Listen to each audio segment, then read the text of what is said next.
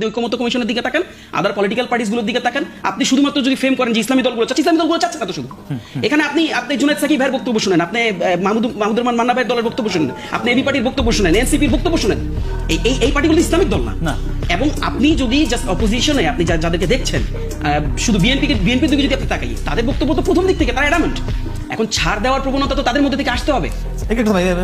একটু এই যেটি বললো যে বিএনপির দিক থেকে ছাড় দেওয়ার প্রবণতা আসতে হবে, আজকে একটু আগেই সারোয়ার তুষার বলেছে যে জাতীয় ঐক্যমত্য কমিশন এখন সালাউদ্দিন কমিশনে রূপ নিয়েছে। তাহলে কি বিএনপির কাছে সবাই কি হেরে যাচ্ছে বিষয়টি তাই?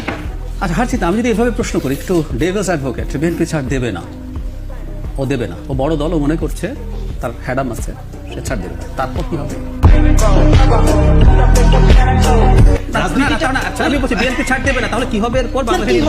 হবে না, নির্বাচন ডেফিনেটলি হয়ে যাবে, কিন্তু নির্বাচনে আমি এই প্রসঙ্গে শেখ হাসিনাকে ছাড় দিচ্ছি, আমি এই প্রসঙ্গে কথাটা বলছি, মানে ধরেন ও মনে করছে তার যে জায়গায় তাই সে গো ধরেছে সেগুলো কোথাও ছাড় দেবে না। এখন কি হবে? ওটা নির্বাচনে করেছে। আমি এবার তাহসিনকে জবাব দিই, সবাইকে নির্বাচনে বিএনপিকে জবাবটা দিয়ে দিলে হয় না? এখানেও তো দেখালেন তো, তাই না? তো গিয়ে নির্বাচনে দেখান,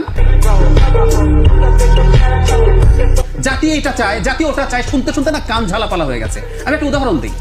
2019 সালে ইন্ডিয়ার যে ইলেকশন হয়েছে, বিজেপি কনস্টিটিউশন একটা অ্যামেন্ডমেন্টকে তার ম্যানিফেস্টোতে এনেছে, আর্টিকেল 370, যেটার মাধ্যমে কাশ্মীরকে একটা স্পেশাল অবস্থান দেওয়া হয়েছে। ও বলছে আমি যদি যেতে পারি, আমার যদি মেজরিটি থাকে, তাহলে আমি এটা বাতিল করবো। খেয়াল করবেন, কংগ্রেস এটার বিরুদ্ধে দাঁড়িয়ে তার ক্যাম্পেইন করেছে, ও ক্যাম্পেইন করেছে, শেষ পর্যন্ত নির্বাচন হলো, বিজেপিকে সেই মেজরিটি দিল জনগণ, বিজেপিটা বাতিল করে দিল। তো আমি এই কথাটাই বলতে চাইছি, আমি আসলে সাথে একমত। বিএনপি যে হ্যাডাম দেখাচ্ছে, এই হ্যাডামটা না ইলেকশনে গিয়ে শেষ করে দেন সবাই মিলে, তাহলে তারপর আপনার যা যা করার ইচ্ছা আছে সব করে ফেলেন। একদম।